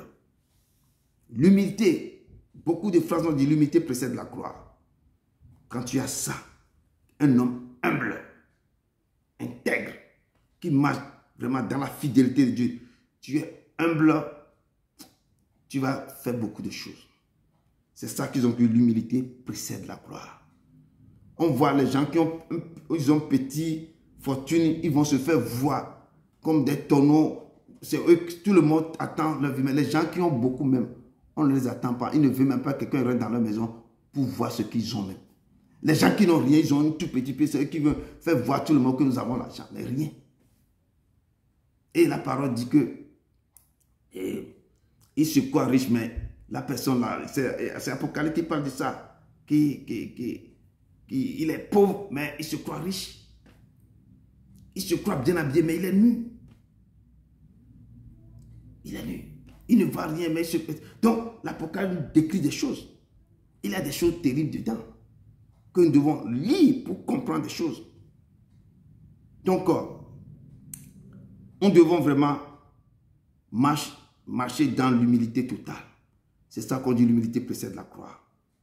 Et Matthieu 5,3 nous dit, heureux ceux qui sont humbles de cœur, car le royaume des cieux est à eux. Heureux ceux qui sont humbles de cœur. D'autres versions nous disent, heureux des pauvres en esprit, car le royaume des cieux est à eux. Quand tu vois les gens qui sont humbles, tu les sens que ces gens-là, ils ont quelque chose en réserve. Quand tu vois quelqu'un qui est humble, ce n'est pas de le craindre, mais il faut le respecter. Il a des choses en réserve. Mais les gens qui crient, ils ont un truc. Pendant l'été, tu les vois, c'est eux qui sautent ici. Non, rien. Rien. Que des tournevis, rien. Comme l'Éternel avait fait la promesse à Abraham en disant, je rendrai ta postérité comme la poussière de la terre. En sorte que si quelqu'un peut compter la poussière de la terre, ta postérité aussi sera comptée. C'est pourquoi l'ange de l'Éternel dit à Agar, je multiplierai ta postérité, elle sera si nombreuse qu'on ne pourra le compter. Je vais vite vous lire titre 2, verset 1. Je n'ai pas pris ça, mais...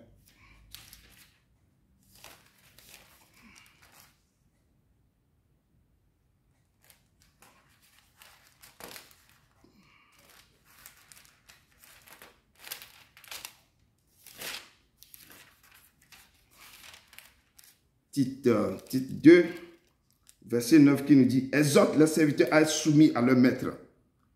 Titre 2, verset 9. L'épître de titre 2, verset 9 nous dit, exhorte les serviteurs à être soumis à leur maître, à leur plaire en toutes choses et à n'être point contradissant. Exhorte les serviteurs à être soumis à leur maître. exhorte les servantes à être soumises à leur maîtresse, à leur plaire en toutes choses, à n'être point contradissant. Ça revient à ce que Agar fait. Nous devons marcher dans l'humilité. Nous devons être soumis à nos maîtres. Les servants doivent être soumis à leur maîtresse, à leur plaire en toutes choses. Mais si tu prends sa place, si tu fais une faveur, il faut être aussi dans l'humilité. Si c'est qu'elle est restée dans la soumission, normalement, elle doit aussi rester à côté jusqu'à ce que Isaac soit né. Et les deux vont rester là-bas, dans l'harmonie, dans la paix. Mais ça n'a pas été le cas. Amen. Donc, comme l'Éternel avait fait la promesse à Abraham, en disant, je rendrai ta postérité comme la poussière de la terre, en sorte que si quelqu'un peut compter la poussière de la terre, ta postérité aussi sera comptée. C'est pourquoi l'ange de l'Éternel dit à Agar, je multiplierai ta postérité, elle sera si nombreuse qu'on ne pourra le compter. Parce que Dieu aussi a béni Abraham. Donc tout ce qui sortira d'Abraham, il dit que le fruit de ses entrailles seront bénis. Donc comme Ismaël va sortir de ses entrailles, Ismaël aussi va posséder toutes les bénédictions que Dieu a déposées sur Abraham. C'est pourquoi quand vous jetez l'État, vous regardez le Moyen-Orient, vous regardez les Dubaï, tout ça là, vous allez voir que les rois, les princes sont sortis d'Ismaël. Vous avez cette postérité, cette bénédiction, cette grandeur-là, c'est déjà là-bas. L'ange dit, je multiplie ta postérité et elle sera si nombreuse qu'on ne pourra la compter. Et l'ange de l'Éternel lui dit, voici tu es enceinte et tu enfanteras un fils à qui tu donneras le nom d'Ismaël, car l'Éternel t'a entendu dans ton affliction. Il sera comme un âne sauvage. L'enfant sera comme un âne sauvage. Sa mère sera contre tous. La mère de cet enfant sera contre tous. Quand tu vois sa postérité, la mère de tous sera contre eux. Et la mère de tous aussi sera contre lui. Et il habitera en face de tous ses frères.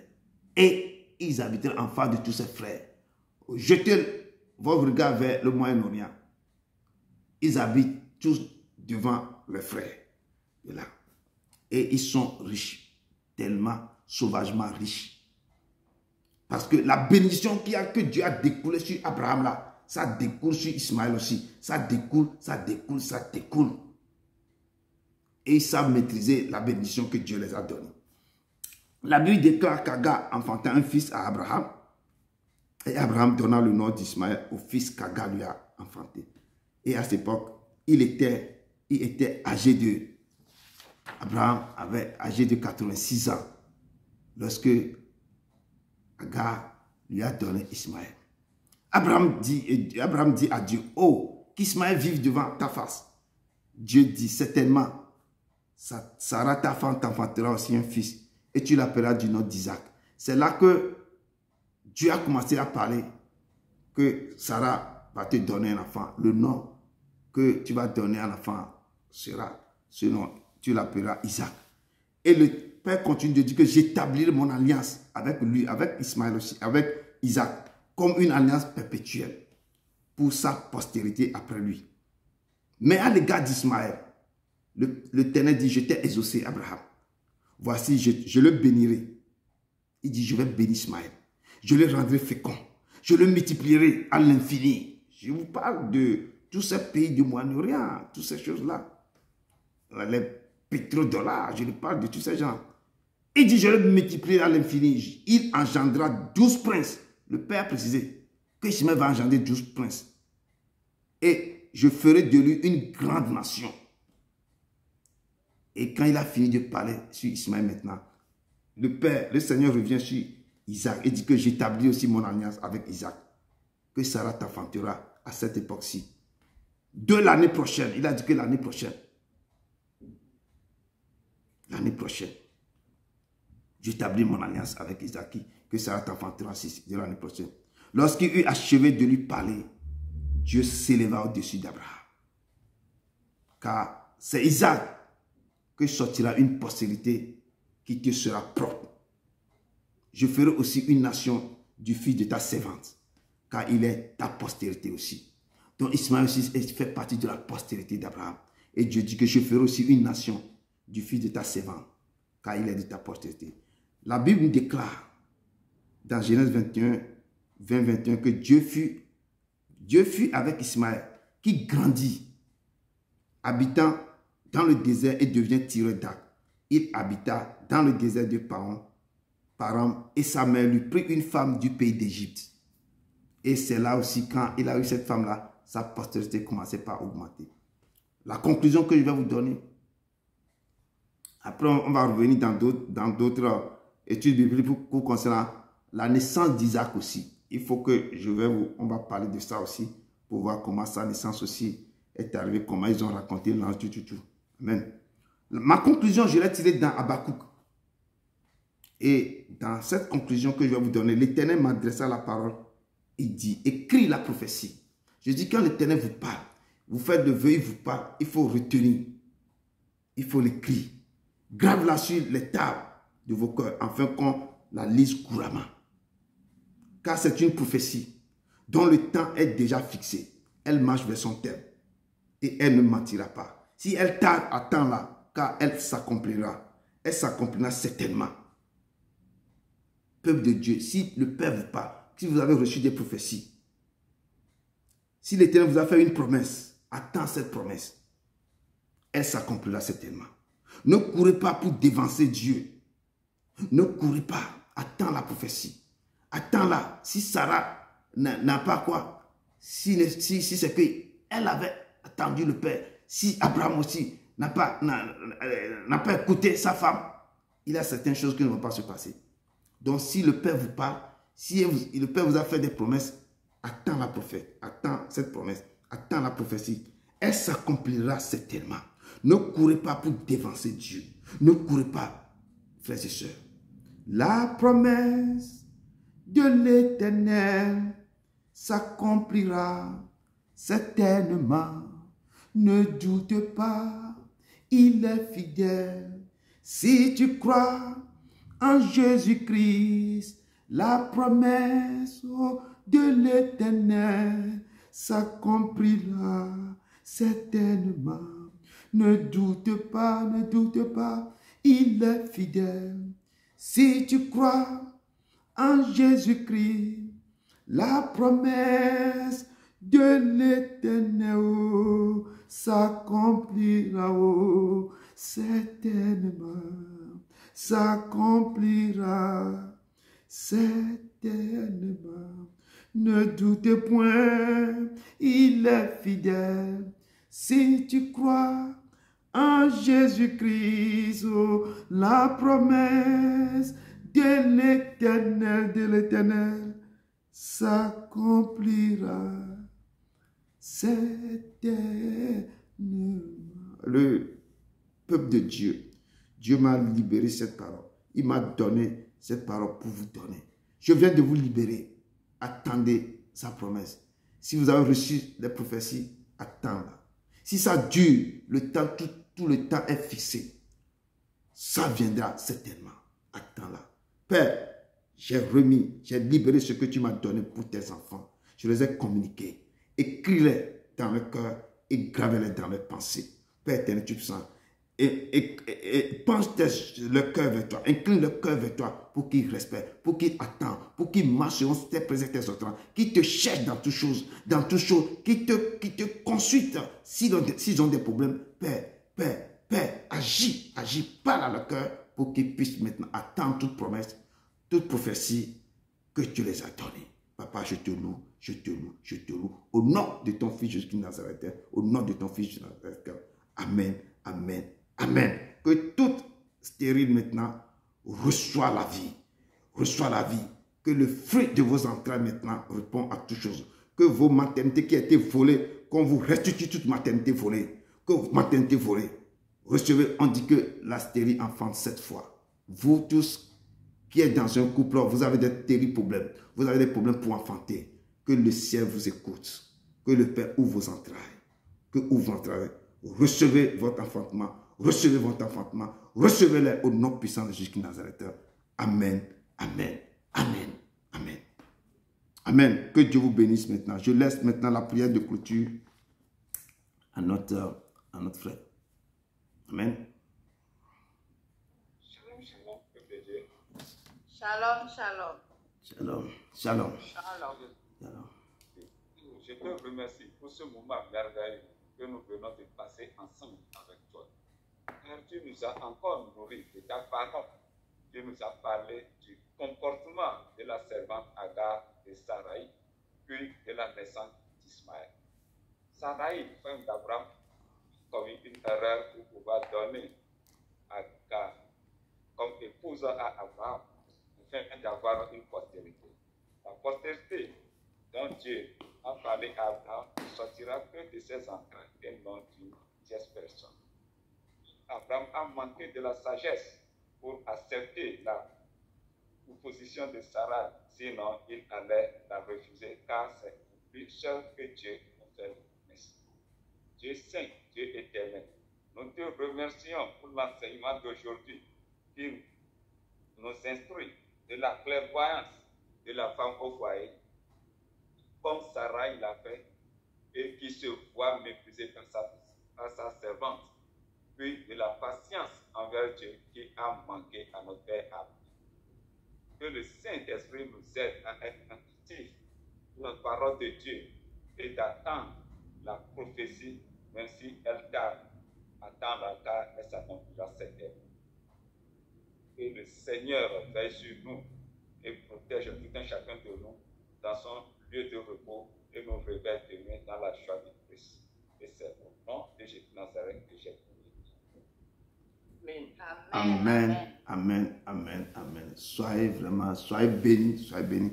Que la paix du Père, la communion du Saint-Esprit et la grâce du Saint-Esprit et la grâce du Fils soient avec vous. Allez dans la paix du Christ. Allez dans la paix du Christ. Allez dans la paix du Fils. Amen. Amen. Amen. Vendredi, nous avons notre veille vendredi. Vous aurez les notifications.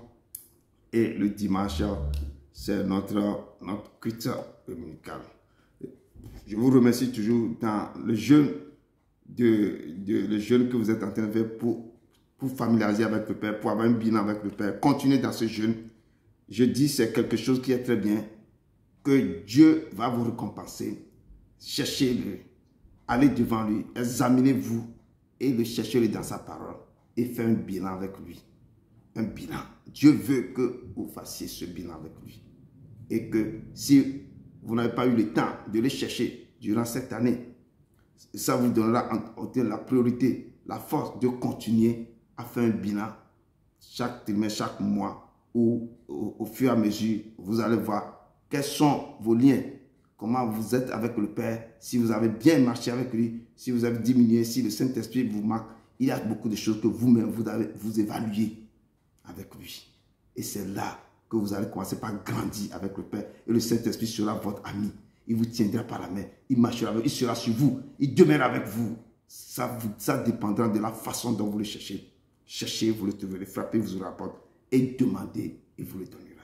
Que le Seigneur vous bénisse. Que le Seigneur vous... Allez dans la paix du Christ. Amen. Amen. Amen. Amen. Amen. Dieu vous bénisse. Que Dieu vous bénisse.